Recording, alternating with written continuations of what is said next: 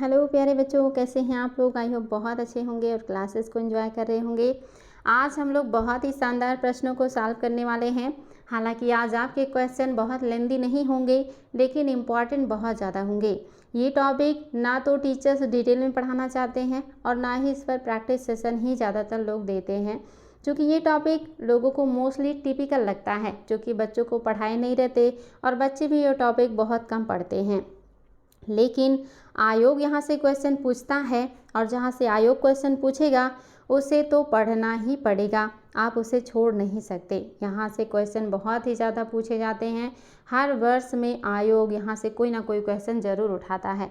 तो चलिए बच्चा लोग, आज हम लोग इसी टॉपिक पे आगे बढ़ेंगे और आपका पहला क्वेश्चन है, बरकरी संप्रदाय के संत कौन थे। कौन से हैं इनमें से जो बरकरी संप्रदाय के संत थे। ऑप्शन में आपके सामने निम्बार्क, दूसरा ऑप्शन है चक्रधर, तीसरा ऑप्शन है नामदेव और चौथा ऑप्शन है रामदास। तो बताएंगे बच्चा लोग कौन है जो बरकरी संप्रदाय के संत हैं। बहुत ही आसान क्वेश्चन है और आप लोगों को इसका उत्तर देना है। फटाफट कमेंट कीजिएगा कि क्या आपका सही हो जाएगा। बरकरी संप्रदाय से जुड़े हुए संत कौन थे।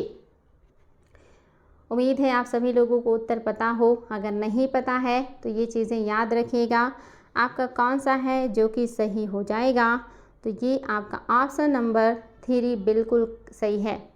जो नामदेव हैं यही दक्षिण के बरकरी संप्रदाय से जुड़े हुए हैं। निम्बार्क आपको पता है, ये इससे नहीं जुड़े हैं। रामदास भी आपको पता है, ये भक्ति संत हैं।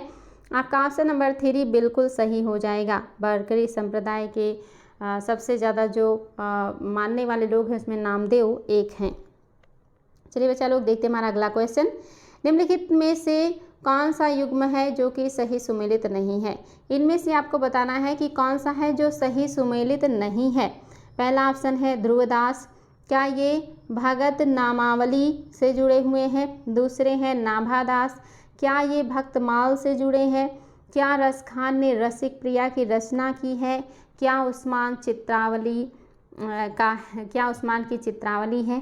बताएंगे बच्चा लोग कौन है जो सुमेलित नहीं है, आपको ये बताना है। और बहुत ही इंपॉर्टेंट प्रश्न है, ये सारी चीज़ें एग्जाम में बार बार पूछी जाती हैं। फटाफट उत्तर दीजिएगा कि आपका क्वेश्चन नंबर 2 का सही कौन सा हो जाएगा, कौन सा है जो सुमेलित नहीं है।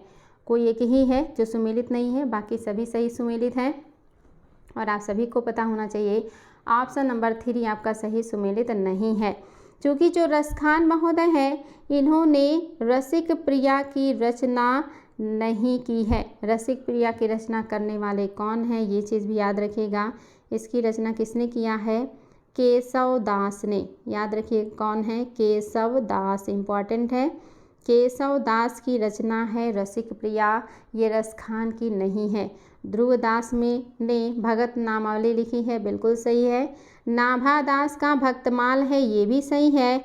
और उस्मान का चित्रावली है, ये भी सही है। तीसरा आपका सही नहीं है। चलिए बच्चा लोग, देखते हैं हमारा अगला क्वेश्चन। बरकरी संप्रदाय की मुख्य पीठ कहाँ अवस्थित है। बरकरी संप्रदाय की जो मुख्य पीठ है वो कहाँ अवस्थित है। पहला ऑप्शन है श्रृंगेरी में, दूसरा ऑप्शन है पंढरपुर में, तीसरा ऑप्शन है नदिया में, चौथा ऑप्शन है वाराणसी में। कई एग्ज़ाम में पूछा हुआ क्वेश्चन है, बहुत इंपॉर्टेंट है। नेट के एग्ज़ाम में भी ये क्वेश्चन आया था। बरकरी संप्रदाय का प्रमुख पीठ यानी कि जहाँ पर ये इसका उद्भव हुआ, जहाँ पे बड़े पैमाने पे विस्तृत हुआ, वो कौन सा क्षेत्र है। फटाफट बताइएगा बच्चा लोग, बहुत ही ज़्यादा इम्पॉर्टेंट है, आप सभी को पता होना चाहिए। बरकरी संप्रदाय का जो उत्थान हुआ, जो मुख्य जो पीठ है वो महाराष्ट्र में है। और महाराष्ट्र में जो प्लेस है आप सभी को पता होना चाहिए, आपका पंढरपुर हो जाएगा। श्रृंगेरी तो कर्नाटका का है, आप सभी को पता है कहाँ का है, कर्नाटक का है। नदियाँ पश्चिम बंगाल में है, वाराणसी यूपी में है, आपका पंढरपुर हो जाएगा। महाराष्ट्र में पड़ता है पंढरपुर। यहीं पे बरकरी संप्रदाय के लोगों का बहुत ज़्यादा विकास हुआ था, इस संप्रदाय का विकास हुआ था, इसीलिए पंढरपुर याद रखिएगा, बहुत ही ज़्यादा इम्पॉर्टेंट है। अगला क्वेश्चन है, भक्त तुकाराम कौन से मुगल सम्राट के समकालीन थे। आपको बताना है भक्त तुकाराम कौन से मुगल सम्राट के समकालीन थे। ये क्वेश्चन भी आया हुआ है। पहला है बाबर, दूसरा है अकबर, तीसरे हैं जहांगीर और चौथा है औरंगजेब। फटाफट उत्तर दीजिएगा बच्चा लोग। भक्त तुकाराम कौन से मुगल सम्राट के समकालीन थे? उम्मीद करेंगे कि आप लोग इसका सही उत्तर बताएंगे कि आपका कौन सा है जो सही हो जाएगा। और ये आईएएस का क्वेश्चन है। देखिए कभी कभी आईएएस में ऐसे छोटे मोटे क्वेश्चन भी पूछे जाते हैं। तो ये आईएएस 2006 का क्वेश्चन है कि जो भक्त तुकाराम हैं वो कौन से मुगल सम्राट के समकालीन थे। याद रखेंगे बच्चा लोग कौन हो जाएंगे। ऑप्शन नंबर 3 आपका बिल्कुल सही है। ये जहांगीर प्लस शाहजहां के समकालीन थे। याद रखिएगा ये दोनों लोगों के समकालीन हैं भक्त तुकाराम, और ये बहुत ही ज़्यादा इम्पॉर्टेंट है। इनका टाइम पीरियड जो है वो लगभग 1608 से लेकर के 49 के बीच का था। 1608 से 49 के बीच आप जान रहे हैं 2 मुगल शासक रहे हैं, एक तो जहांगीर और दूसरे शाहजहां। तो ये दोनों के समकालीन हैं भक्त तुकाराम। ये आईएएस का क्वेश्चन था। चलिए देखते हैं हमारा अगला क्वेश्चन।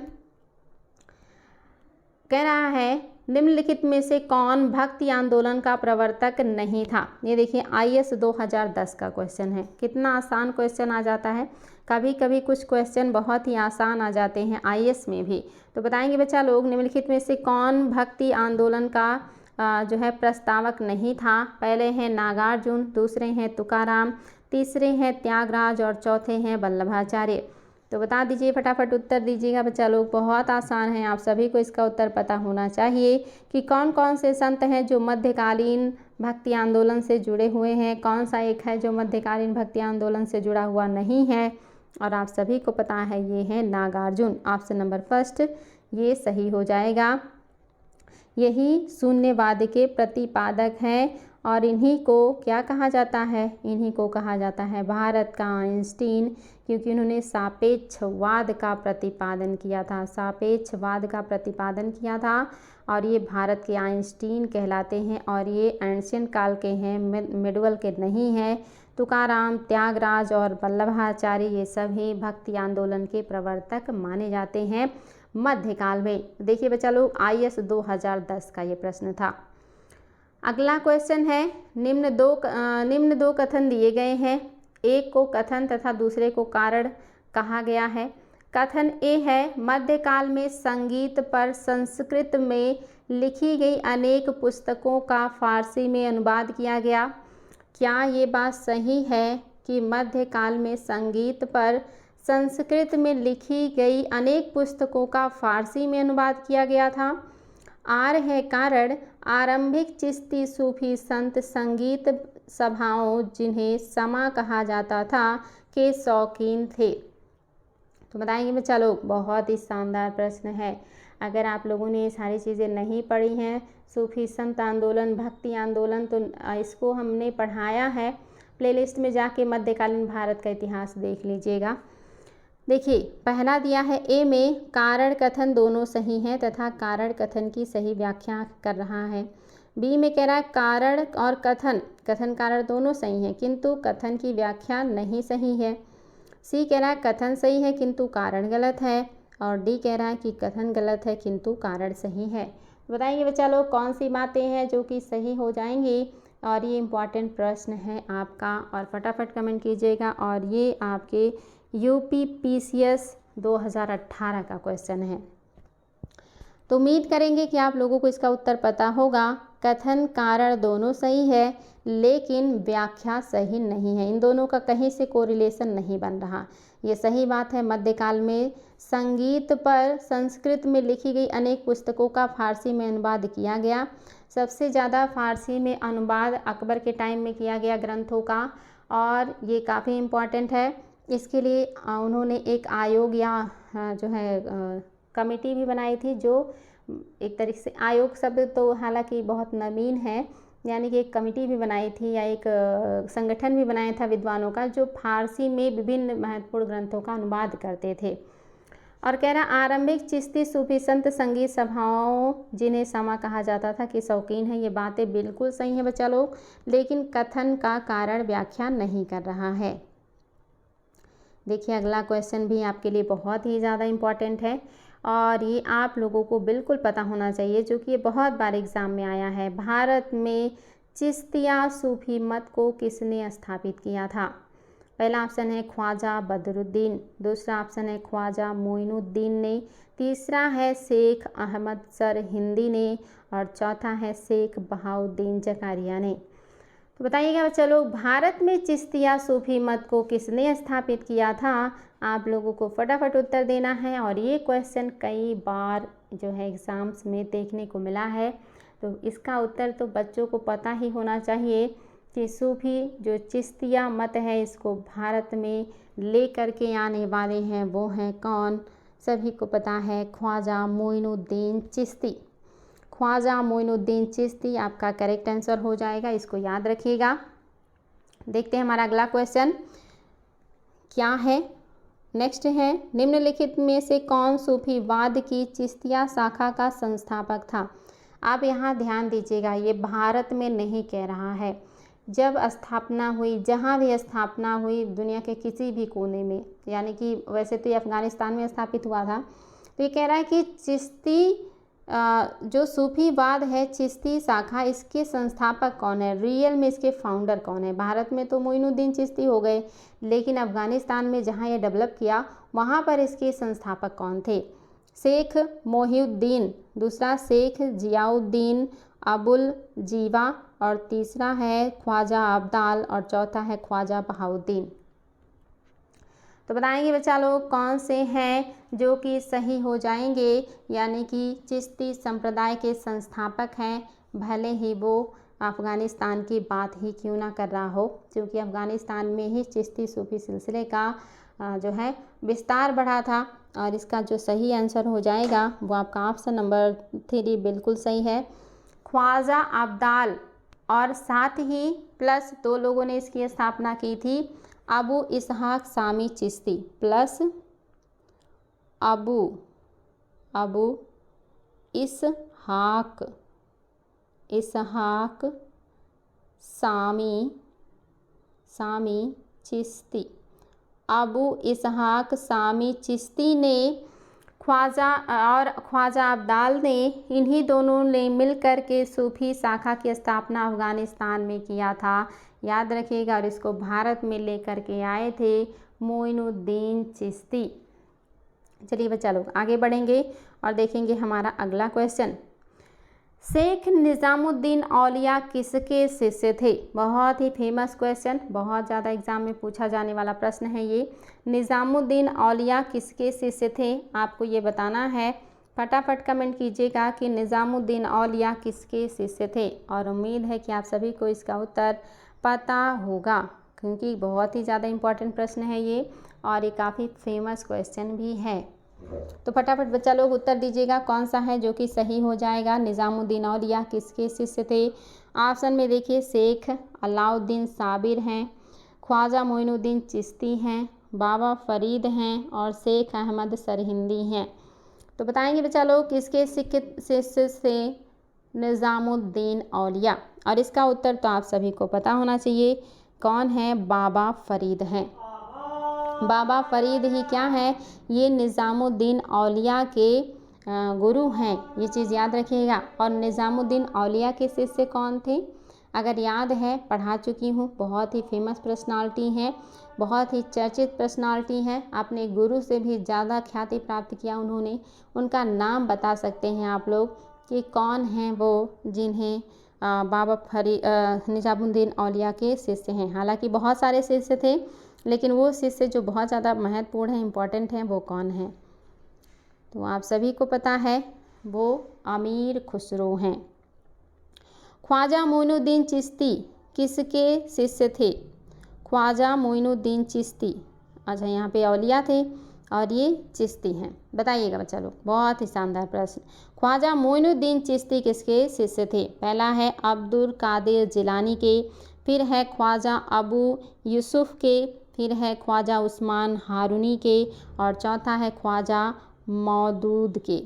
बताएंगे बच्चा लोग कौन सा है जो कि सही हो जाएगा? ख्वाजा मोइनुद्दीन चिश्ती किसके शिष्य थे? बहुत ही शानदार प्रश्न, फटाफट कमेंट कीजिएगा और ये भी आपके लिए काफ़ी इम्पॉर्टेंट है। ये नई नई चीज़ें देख करके घबराइएगा नहीं, ये सारे आयोग में आए हुए क्वेश्चन हैं इसीलिए आप लोगों के सामने रखा गया है। आयोग के बच्चों को इन सारी चीज़ों का सामना करना ही पड़ता है।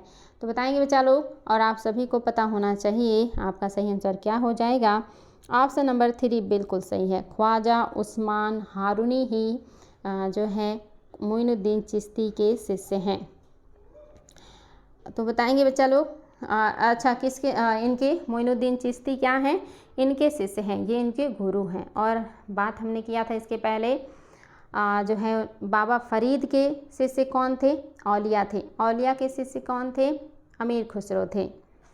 चलिए बच्चा लोग आगे पढ़ेंगे, देखते हैं हमारा अगला क्वेश्चन। मैंने ये बहुत अच्छे से समझाया, अगर आप लोग डिटेल क्लास देख लेंगे तो आप लोगों को ये सारी चीज़ें बहुत अच्छे से क्लियर हो जाएंगे कि कौन किसका शिष्य था और किसको क्या उपनाम दिया गया था। चलिए अगला क्वेश्चन। जिस सूफी संत की मान्यता थी कि भक्ति संगीत ईश्वर के निकट पहुंचने का एक साधन है, वह कौन है।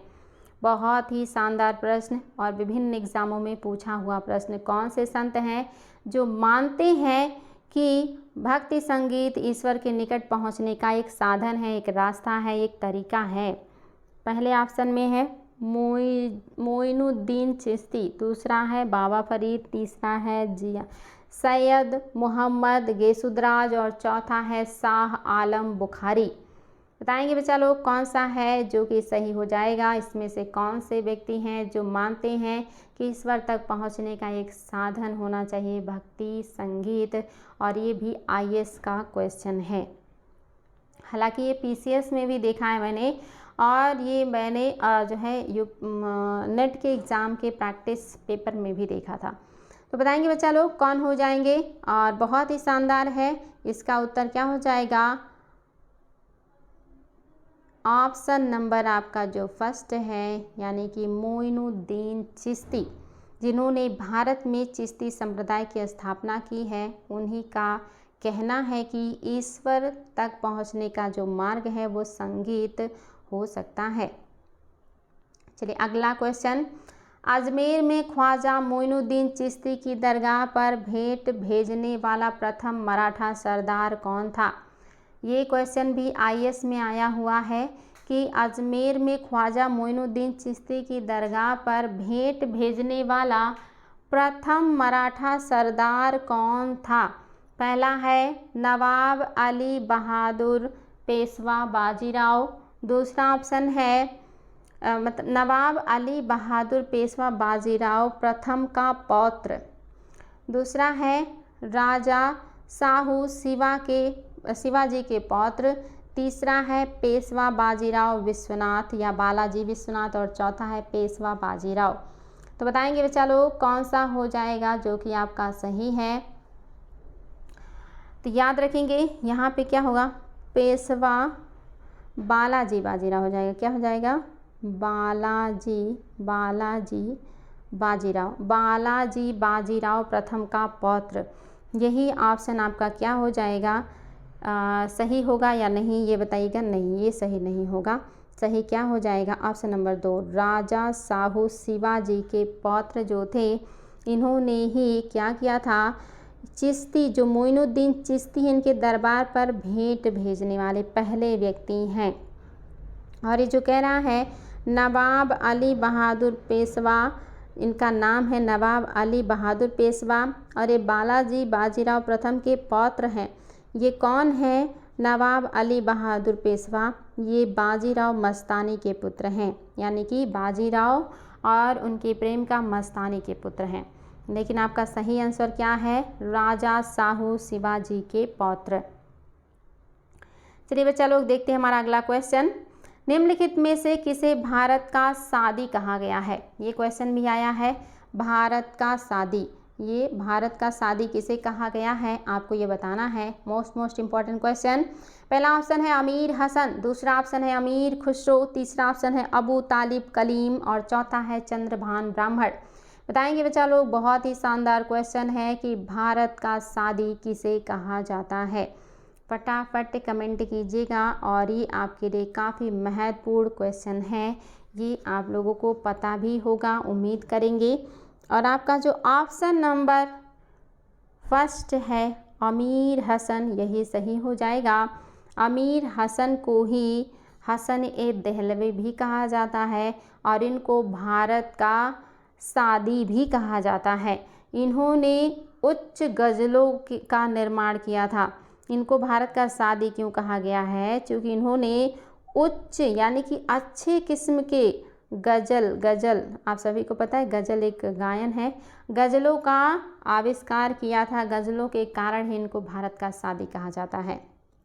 देखते हैं हमारा अगला क्वेश्चन।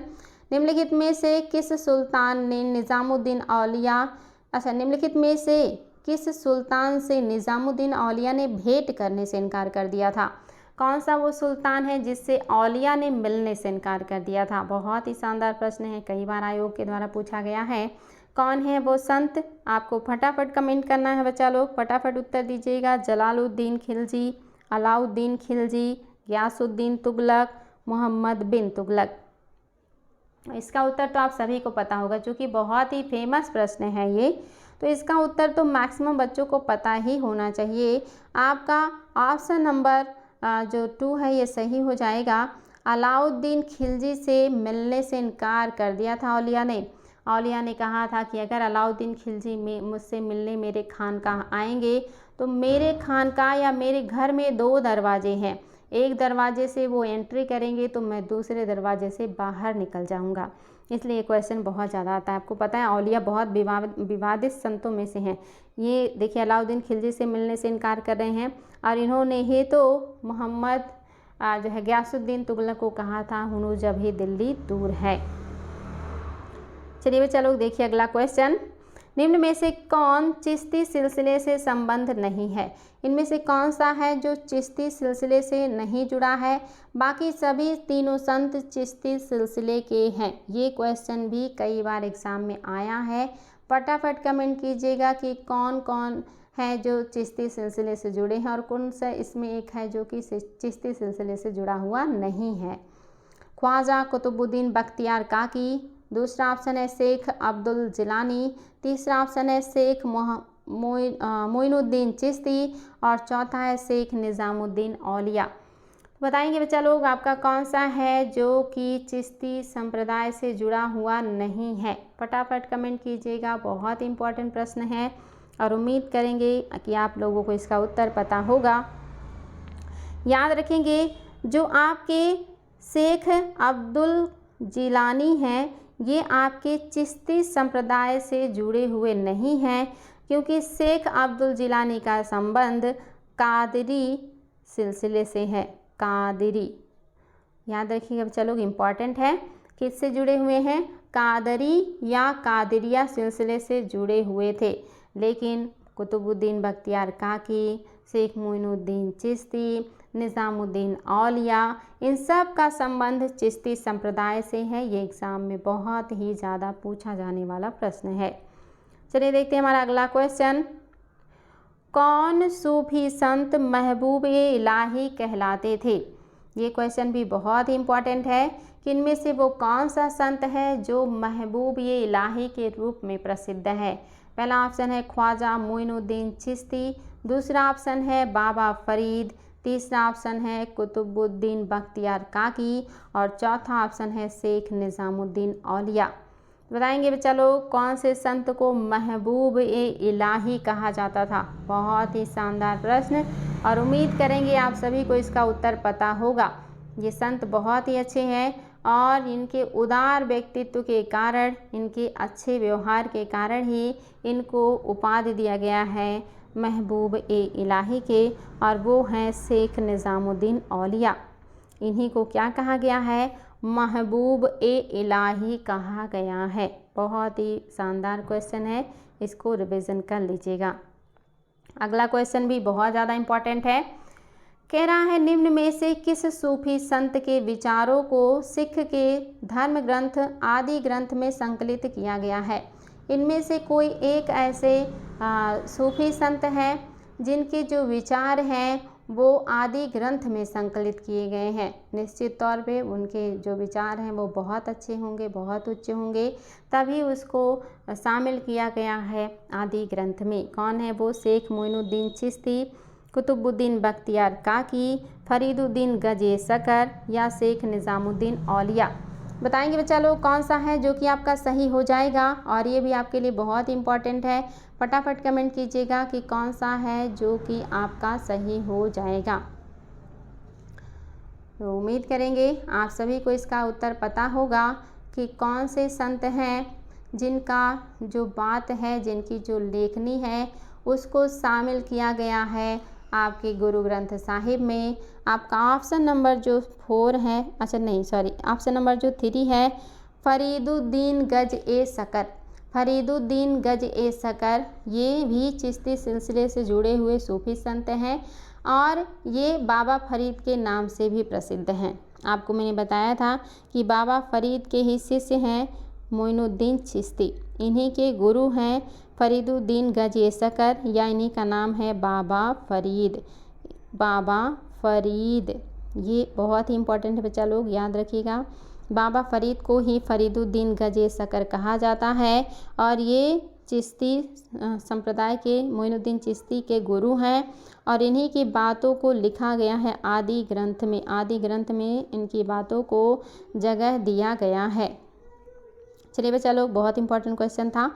अगला क्वेश्चन भी बहुत ही शानदार है। निम्नलिखित में से किसे शेख उल हिंद की पदवी दी गई थी?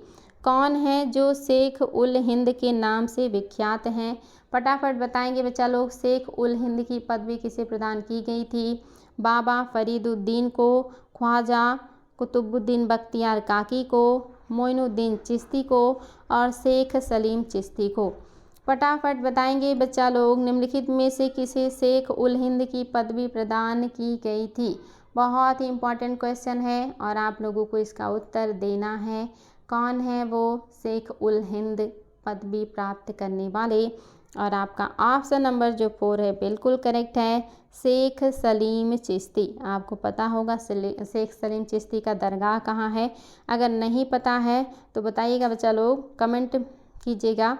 चिश्ती सलीम चिश्ती का दरगाह कहाँ है? पहला ऑप्शन है दिल्ली, दूसरा ऑप्शन है अजमेर, अजमेर, तीसरा ऑप्शन है फतेहपुर सीकरी, सीकरी और चौथा है आगरा, आगरा। बताएंगे बच्चा लोग, दिल्ली में है इनका खान का मतलब जो मज़ार होता है, जो क्या कहते हैं, जहाँ पे लास्ट टाइम में जो संत लोग होते हैं उनको रखा जाता है, उनकी बॉडी को रखा जाता है। इनका मज़ार कहाँ पे है? दिल्ली में है, अजमेर में है, फतेहपुर सीकरी में है, आगरा में है। तो आप सभी को ये चीज़ पता होना चाहिए। इन्हीं के आशीर्वाद से अकबर को पुत्र की प्राप्ति हुई थी और जिसका नाम उन्होंने सलीम रखा था और प्यार से शेखू बाबा बुलाते थे। और ये सलीम चिश्ती हैं जिनका जो दरगाह है वो फतेहपुर सीकरी में है। आप सभी को पता हो बच्चा लोग, फतेहपुर सीकरी में ही ये बसे हुए थे सलीम चिश्ती, और वो पहले सीकरी के नाम से जाना जाता था। सीकरी के नाम से जाना जाता था जहाँ पर धर्म का प्रचार प्रसार या अपनी बातों का, सूफी मतों का प्रचार प्रसार कर रहे थे सलीम चिश्ती, और उसी में बस गए थे। गुजरात विजय के बाद अकबर ने इस क्षेत्र को डेवलप किया और इसका नाम बदल करके फतेहपुर सीकरी कर दिया।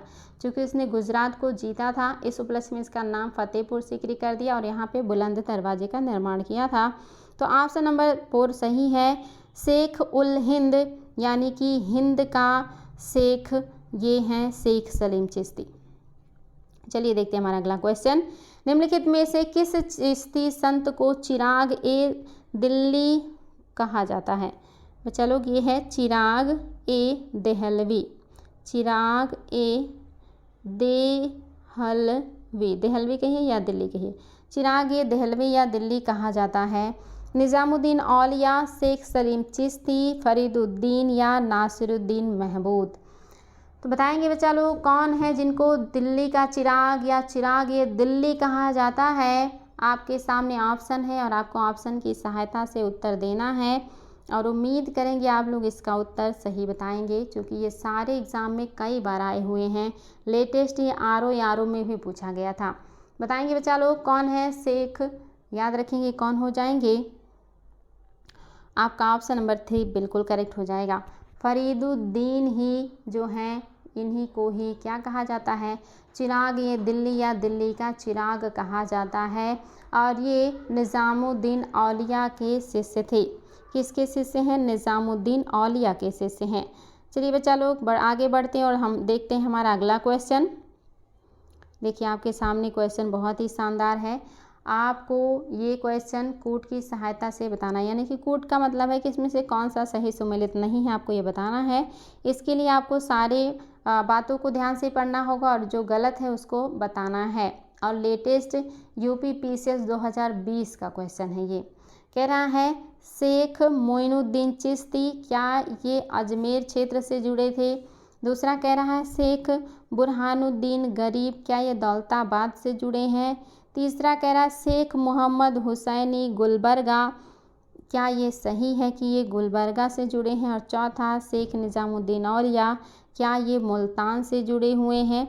बताएंगे बच्चा लोग कौन सा है जो सुमेलित नहीं है। और बहुत ही शानदार प्रश्न है और इसका उत्तर आप सभी को पता होना चाहिए। व्याख्या के दरमियान बहुत सारी मैंने बातें बताई हैं, तो याद रखिए कौन सा है जो सही सुमेलित नहीं है। तो आप सभी को पता है कि शेख निज़ामुद्दीन औलिया का जो क्षेत्र है वो क्या है? वो दिल्ली है। दिल्ली है, मुल्तान नहीं है, इसलिए क्या हो गया? ये गलत हो गया। ये दिल्ली होगा, मुल्तान नहीं होगा। बाकी पहला बिल्कुल सही है कि शेख मोइनुद्दीन चिश्ती अजमेर से जुड़े हुए हैं। मोइनुद्दीन चिश्ती का दरगाह कहाँ है? तो ये क्वेश्चन आप सभी को पता होगा, बहुत ज़्यादा पहले पूछा जाता था। मोइनुद्दीन चिश्ती का जो दरगाह है वो कहाँ है? अजमेर में ही है। और इन्हीं क्षेत्रों में इन्होंने अपनी बातों का प्रचार प्रसार भी किया था। दूसरा है शेख बुरहानुद्दीन गरीब, ये दौलताबाद क्षेत्र में इनका कार्य था। ये इन्हीं क्षेत्रों में अपना काम कर रहे थे। और तीसरा भी सही है कि शेख मोहम्मद हुसैनी गुलबर्गा के क्षेत्र में इन्होंने काम किया था। ये सारी चीज़ें याद रखेंगे बच्चा लोग, बहुत इंपॉर्टेंट है। आपका चौथा सुमेलित नहीं है क्योंकि औलिया दिल्ली के आसपास के क्षेत्र में उपस्थित थे। चलिए देखते हैं हमारा अगला क्वेश्चन, और ये क्वेश्चन भी बहुत ही शानदार है। निम्नलिखित में से कौन सा सही सुमेलित नहीं है? आपको बताना इनमें से कौन सा है जो सही सुमेलित नहीं है। पहला ऑप्शन है ख्वाजा मोइनुद्दीन चिश्ती, क्या ये चिश्तिया संप्रदाय से जुड़े हैं? दूसरा है शेख अहमद सरहिंदी, क्या ये नक्शबंदिया संप्रदाय से जुड़े हैं? तीसरा है दारा शिकोह, क्या ये कादरिया संप्रदाय से जुड़े हैं? और चौथा है शेख शिहाबुद्दीन, क्या ये सुहरावर्दी संप्रदाय से जुड़े हैं? तो बताएंगे बच्चा लोग कौन सी बातें हैं जो कि आपकी सही हो जाएंगी। और पांचवा कह रहा है उपरोक्त में से कोई भी ऐसा नहीं है जो कि सही ना हो, यानी कि सभी सही हैं।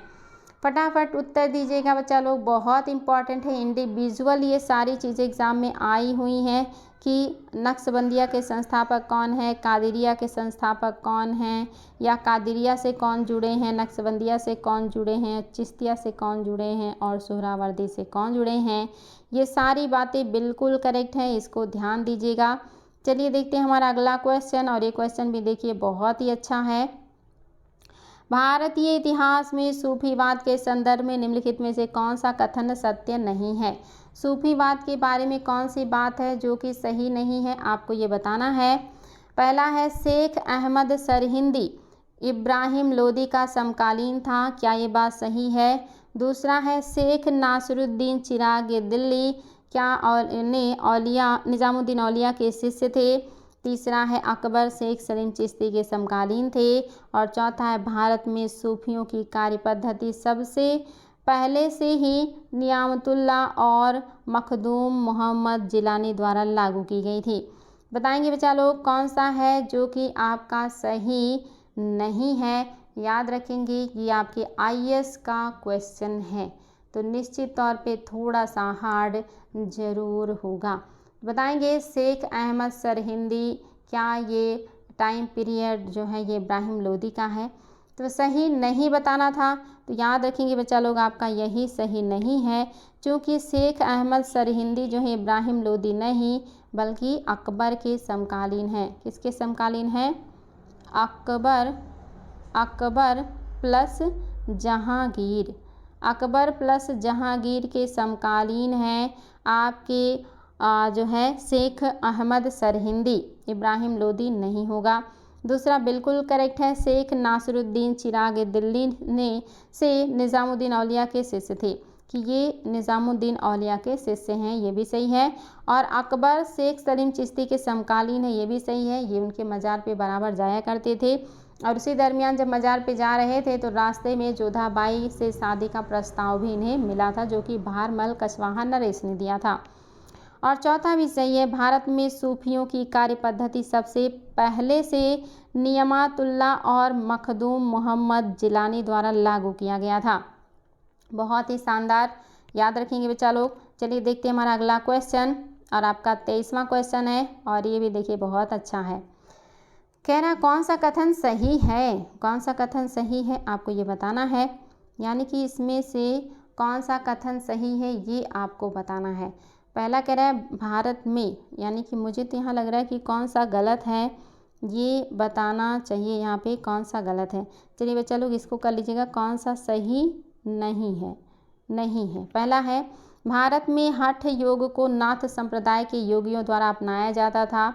दूसरा कह रहा है नाथ संप्रदाय के संस्थापक गुरु मत्स्येंद्र नाथ और उनके शिष्य गुरु गोरखनाथ थे। तीसरा कह रहा है हठ योग की क्रियाओं को सूफी संत द्वारा भी अपनाया गया था। और चौथा कह रहा है कि सत्तारी सिलसिले के सूफी संत मोहम्मद गौस ग्वालियर की फारसी नहीं होगा, फारसी पुस्तक बहार उल हयात में हठ योग से संबंधित क्रियाओं का चित्रण करते हैं। तो बताएंगे बच्चा लोग, और उम्मीद रखेंगे कि आप सभी का क्या हो जाएगा। और 5वां ऑप्शन दे रहे हैं कि सभी सत्य हैं, सभी सत्य हैं। बताएंगे बच्चा लोग कौन सा है जो कि आपका सही हो जाएगा। तो याद रखेंगे बच्चा लोग, यहाँ पर लिखी हुई सारी बातें बिल्कुल करेक्ट हैं, कोई भी गलत नहीं है। उपर्युक्त सभी बातें एकदम करेक्ट हैं आपका, यानी कि सभी सत्य हैं। पूछा है कौन सा सही नहीं है, तो कोई भी ऐसा नहीं है जो कि सही ना हो, सभी बातें सही हैं। अगला क्वेश्चन बच्चा लोग, सेकंड लास्ट क्वेश्चन, निम्नलिखित कथनों पर विचार कीजिए, कौन सा कथन सत्य है, आपको सत्य बताना है। पहला है निम्बार्काचार्य को रामानुज के समकालीन माना जाता है। दूसरा है संत निम्बार्क अकबर के समकालीन थे। और तीसरा है शेख अहमद सरहिंदी 16वीं 17वीं शताब्दी में थे। और चौथा है कबीर सामान्यतः 15वीं शताब्दी के संत कवि थे। और 5वां है उपरोक्त सभी बातें सही हैं।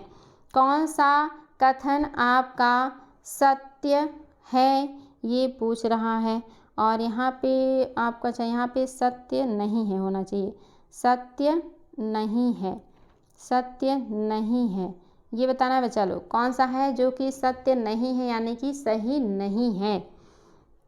तो उम्मीद करेंगे कि आपका जो उत्तर है वो आ रहा होगा आप लोगों को समझ में, क्योंकि मैक्सिमम चीज़ें तो मैं डिस्कस ही कर चुकी हूँ आप लोगों से, तो इसमें आप लोगों को दिक्कत नहीं होना चाहिए कि आपका कौन सा है जो कि सही नहीं है।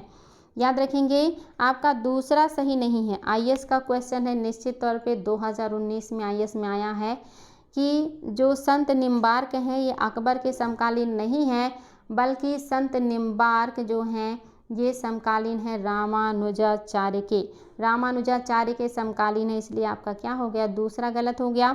पहला तो बिल्कुल सही है कि निम्बार्काचार्य और रामानुजाचार्य निम्बार्काचार्य को रामानुजाचार्य के समकालीन माना जाता है, ये बिल्कुल सही है, ये दोनों लोग समकालीन हैं, लेकिन निम्बार्क अकबर के समकालीन थे, ये बात गलत है। शेख अहमद सरहिंदी 16वीं और 17वीं शताब्दी में थे, ये भी सही है। और कबीर सामान्यतः 15वीं शताब्दी के संत कवि थे, ये भी सही है। लेकिन उपयुक्त में से सभी बातें सही हैं, ये सही नहीं है। और आपको बताना था कि कौन सा है जो कि सत्य नहीं है, तो आपका ऑप्शन नंबर 2 ही सही नहीं था, क्योंकि संत निम्बार्क अकबर के समकालीन नहीं है। क्योंकि संत निम्बार्क जो है ये आपके 11वीं और 12वीं सदी के हैं, जबकि जो अकबर है ये 15वीं 16वीं सदी में ये 16वीं 17वीं है, क्योंकि 1500 से प्लस में है अकबर, 1556 से लेकर के 1605 तक, तो ये किस में आ जाएंगे, 16वीं और 17वीं सदी में आ जाएंगे, इसलिए दूसरा गलत हो गया। जबकि निम्बार्क क्या हैं, ये 11वीं 12वीं शताब्दी के हैं, जो रामानुजाचार्य के समकालीन हैं, इसलिए बच्चा लोग दूसरा गलत हो गया। आईएएस का क्वेश्चन था तो निश्चित तौर पे थोड़ा सा तो हार्ड रहेगा ही। और आज का आपका आखिरी क्वेश्चन, और ये आपके लिए थोड़ा मैंने आसान रखा है ताकि आप लोग इसको थोड़ा सा सॉल्व करके रिलैक्स महसूस करें। निम्नलिखित में से कौन से संत सूफी नहीं थे, सूफी नहीं थे बच्चा लोग, ये बताना है कौन सा है जो इसमें से, अच्छा कौन सा है जो सूफी संत है, इसमें से कोई एक ही है जो सूफी संत है। पहला है रहीम, दूसरे हैं निज़ामुद्दीन औलिया, तीसरे हैं मोहम्मद गौस, चौथे हैं रस खान। एक ही कोई है जो सूफी संत है और आपको वही बताना है। आज मैंने ज़्यादातर जो क्वेश्चन है वो सूफी संत और भक्ति आंदोलन से लिया है, जहाँ से क्वेश्चन बहुत ज़्यादा आते हैं। इसके बाद वाले क्लास में भी मैं यहाँ से क्वेश्चन और भी लूँगी जो विभिन्न आयोगों में पूछे गए हैं और आगे भी पूछे जाएंगे। मैं अपनी तरफ से कुछ भी ऐसा नहीं छोड़ूंगी जो आपके लिए इम्पॉर्टेंट है। बाकी आपकी इच्छा बच्चा लोग, आप लोग कितना मेहनत करना चाहते हैं। अगर आप आयोग से भागेंगे तो सिलेक्शन नहीं होगा। सिलेबस को देखिए, क्वेश्चन को देखिए, किस तरह के क्वेश्चन आते हैं और कहाँ से क्वेश्चन बनते हैं। पूरा पीएचडी नहीं करना है, सेलेक्टेड पढ़ना है। और उम्मीद है आप सभी लोग मेरी बात को समझ रहे होंगे। ऑप्शन नंबर 2 बिल्कुल करेक्ट है, निज़ामुद्दीन औलिया सूफी संत थे। बाकी आपके जो है रस खान ये भक्ति संत हैं, रहीम भक्ति संत हैं, मोहम्मद गौस जो है ये आपके सूफी संत तो हैं, लेकिन ये आपके कैसे संत हो जाएंगे, अलग तरह के संत हैं, यानी कि अपने टाइम पीरियड में ये अलग तरह के संत हैं। ये सूफी संत तो हैं लेकिन ये क्या हैं, ये अलग संप्रदाय से जुड़े हुए हैं। जबकि औलिया जो हैं ये आपके क्या हो जाएंगे, बहुत इंपॉर्टेंट है, औलिया जो है ये चिश्ती सिलसिले से जुड़े हुए हैं। तो उम्मीद करेंगे बच्चा लोग आज की क्लास आप लोगों को समझ में आई होगी। अगर बोरियत लगती है तो कोई बात नहीं, इसको बार बार रिवीजन कीजिएगा, क्योंकि ये एग्ज़ाम में बहुत ज़्यादा पूछा जाता है। तो हमारी भी मजबूरी है, हम आप लोगों के लिए जो भी महत्वपूर्ण है उसको छोड़ नहीं सकते हैं। आप लोग मेहनत कीजिए और बार बार रिवीजन किया कीजिए। जागरूक इंसान की तरह एक्टिव हो करके दिन में जितनी बार मन करे क्वेश्चन को सुन लिया कीजिए, तथ्यों को दिमाग में रिवाइज कर लिया कीजिए। जब काम करते रहें तो वीडियो को चला करके बस सुनते रहा करिए, बहुत सारे तथ्य आपके रिवाइज हो जाएंगे और समझ में आ जाएगा। तो आज के लिए इतना ही बच्चा लोग, फिर मिलेंगे अगले दिन। Thank you so much.